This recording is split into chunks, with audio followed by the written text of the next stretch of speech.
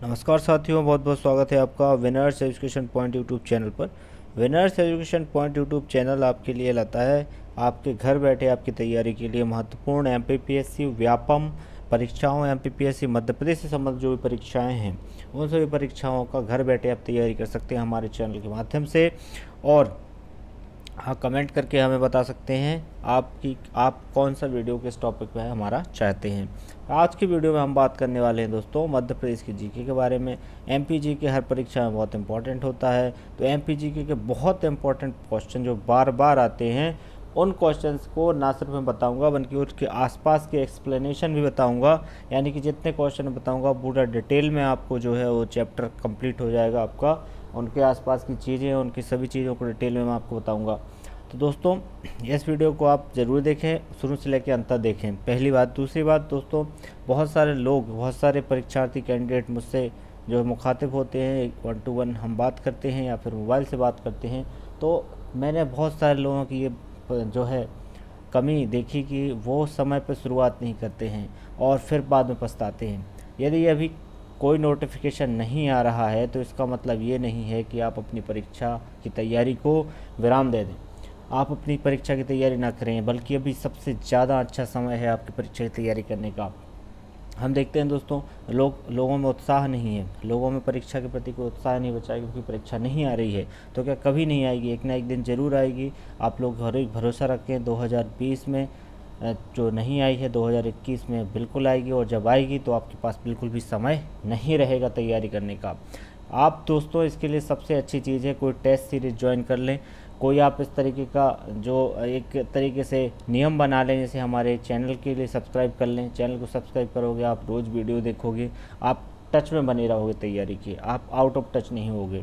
दूसरी चीज़, आप हमारे जो टेस्ट सीरीज है, टेस्ट सीरीज और प्रीलिम्स टेस्ट सीरीज जितने भी 2020 में तैयारी करने वाले लोग हैं, यदि वो आज इसको जो है ज्वाइन कर लेते हैं तो उनको 50% उनकी राह वैसे ही आसान हो जाएगी।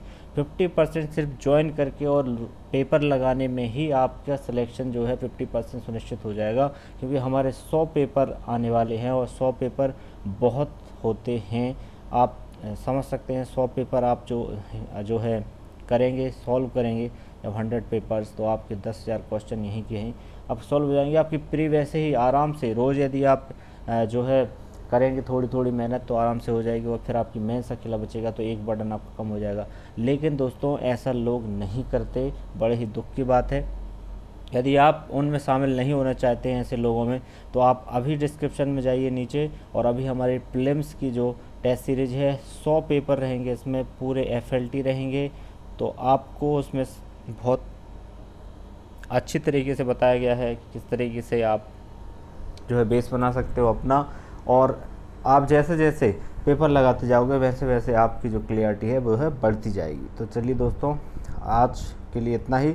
अब हम आते हैं हमारे एमपीपीएससी के एमपीजी के फोर्टे पर।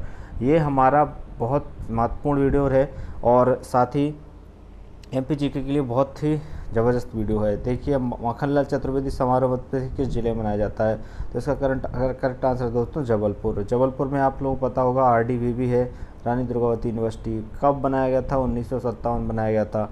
इसके अलावा यहाँ पे एक पशु चिकित्सा विश्वविद्यालय भी है, और साथ ही साथ दोस्तों मेडिकल कॉलेज भी है यहाँ पे। तो इस प्रकार से जबलपुर को संस्कार राजधानी भी कहा जाता है। तो ये बहुत सारे क्वेश्चन जो है जबलपुर से बनते हैं, आप लोगों को पता होंगे। भेड़ाघाट भी यहाँ पे जगह है जो कि बहुत महत्वपूर्ण स्थान है, भेड़ाघाट। तो ये माखनलाल चतुर्वेदी की यहाँ पे बात हुई है, तो ये जो है इनका समारोह है माखनलाल चतुर्वेदी समारोह। ये मध्य प्रदेश के महान कवि थे, पंडित जी इन्हें कहा जाता है, और चतुर्वेदी समारोह जबलपुर में मनाया जाता है। दोस्तों ये हमारी पूरी सीरीज है, इसका ये पार्ट 1 है, इसका पार्ट 2 पार्ट 3 ऐसे आप देखते जाएंगे तो आपको बहुत अच्छा नॉलेज आपका मध्य प्रदेश का हो जाएगा। ब्रह्म राक्षस नामक पुस्तक की रचना किसने की?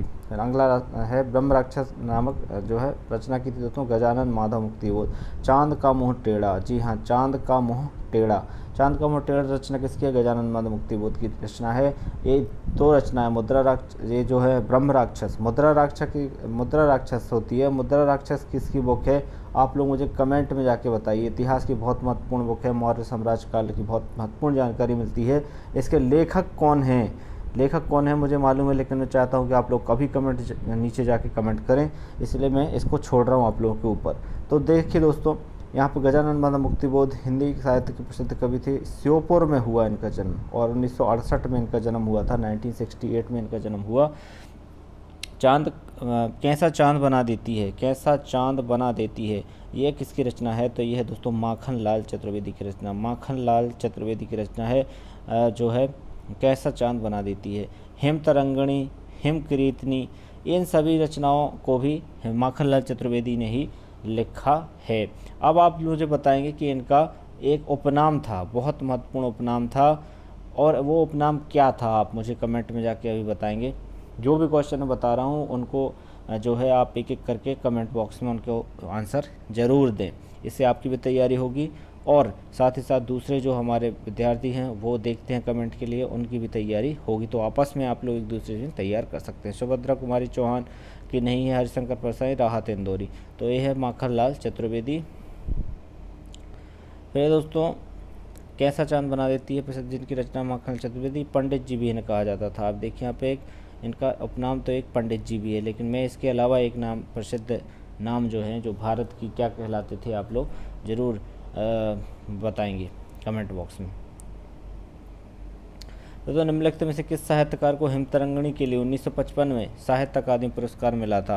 तो हिमतरंगिणी के लिए साहित्य अकादमी पुरस्कार दोस्तों 1955 में किसको मिला था? ये है दोस्तों पंडित माखन लाल चतुर्वेदी। पंडित माखन लाल चतुर्वेदी का जन्म जो होशंगाबाद के पवई में हुआ था और बहुत प्रसिद्ध छायावाद के प्रसिद्ध कवि रहे थे, छायावादी कवि हैं और एक स्वतंत्रता सेनानी भी थे। और जो सागर है, सागर के रतौना से इनका संबंध रहा है स्वतंत्रता संग्राम से। यदि ये जो है घटना आपको पता हो तो इस घटना का भी आप कमेंट बॉक्स में जिक्र कर सकते हैं, किस प्रकार से माखन लाल चतुर्वेदी रतौना से संबंधित हैं। फिर दोस्तों पुष्प की अभिलाषा, जैसा हम जानते हैं पुष्प की अभिलाषा की रचना भी इन्होंने की थी माखन लाल चतुर्वेदी ने। बहुत महत्वपूर्ण व्यक्ति रहे, बहुत छायावादी कवि रहे, बहुत महत्वपूर्ण भारत के, और मूर्धन्य कवियों में इनका नाम आता है। वीरों का कैसा हो बसंत, वीरों का कैसा हो बसंत एक इसकी रचना है, बहुत कई बार आ चुकी है रचना, वेरी IMP। इनकी ये रचना है सुभद्रा कुमारी चौहान। इनकी एक और रचना आई थी दोस्तों MPPSC में, बिखरे मोती, बिखरे मोती, बिखरे मोती, ये इनकी रचना, ये भी इनकी रचना है सुभद्रा कुमारी चौहान की। दोनों ही रचनाएं हैं। सुभद्रा कुमारी चौहान भारतीय कवित्री थी। अब इनकी एक 1982 में एक रचना के लिए इनको साहित्य अकादमी पुरस्कार मिला था। इस रचना का नाम आप लोग जो है कमेंट बॉक्स में कमेंट कर दो जल्दी से।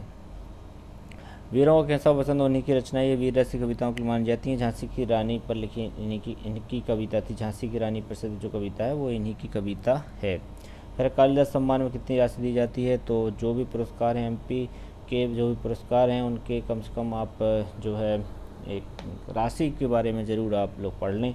मैक्सिमम की 2 लाख है। यदि आप तुक्का लगाना चाहते हैं तो 2 लाख आप लगा सकते हो, लेकिन आपको पता होना चाहिए कि किस में क्या है एग्जैक्टली, आपको पता होगा तो ज़्यादा बेहतर होगा और आपको मार्क्स भी आप सुनिश्चित कर पाएंगे। बहरहाल मैंने एक मैक्सिमम प्रोबेबिलिटी की बात की, 2 लाख जो है अधिकतम का होता है, तो आप इसको एक तुक्का मार सकते हैं 2 लाख में, यदि आपको पता नहीं तो। इसमें भी देखो कालिदास सम्मान में भी 2 लाख रुपए की राशि दी जाती है और ये राशि कौन देता है? ये देता है संगीत नाटक अकेडमी। संगीत नाटक अकेडमी देता है। कालिदास जो थे वो मौर्य जो है चंद्रगुप्त मौर्य द्वितीय के समय के जो थे, उज्जैन में इनका जो है कर्मभूमि रही उज्जैन।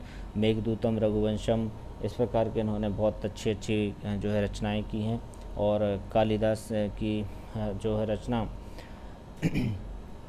अभिज्ञान शकुंतलम, ये बहुत ज़्यादा प्रसिद्ध रचना रही है।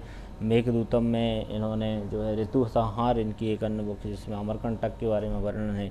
मेघदूतम में चंबल नदी के बारे में वर्णन है। ये सब क्वेश्चन आते हैं। किस रचना में कालिदास की किस रचना में चंबल नदी का वर्णन है? तो मेघदूतम। किस जो है रचना है जिसमें अमरकंटक के बारे में वर्णन है? तो ऋतु संहार। और इस प्रकार की बहुत सारे क्वेश्चन आते रहते हैं, तो इनको आप लोग ज़रूर इसको पढ़ें अच्छे से कालिदास के लिए। और 2 लाख रुपए की राशि है इसमें। संगीत नाटक अकेडमी, कालिदास अकेडमी की स्थापना हुई थी 1979 और 1979 स्थापना के बाद 1980 से ये पुरस्कार दिए जाना शुरू हुए थे। तो इस प्रकार से दोस्तों हमने आज जो है कुछ क्वेश्चन देखे। इसके अगले पार्ट में हम देखेंगे इसके आगे वाले क्वेश्चन। इसको ज़रूर देखें सीरीज़ के लिए आप। और आप यदि अभी ज्वाइन करना चाहते हैं हमारे टेस्ट सीरीज़, तो आप नीचे जा सकते हैं हमारे डिस्क्रिप्शन बॉक्स में और वहां जाके ज्वाइन कर सकते हैं हमारे टेस्ट सीरीज़, जिसमें आपको मिलेंगे 100 FLT विशेषज्ञों द्वारा जो 2020 की परीक्षा है उसके अनुसार पूरे पेपर जो है सेट किए गए हैं।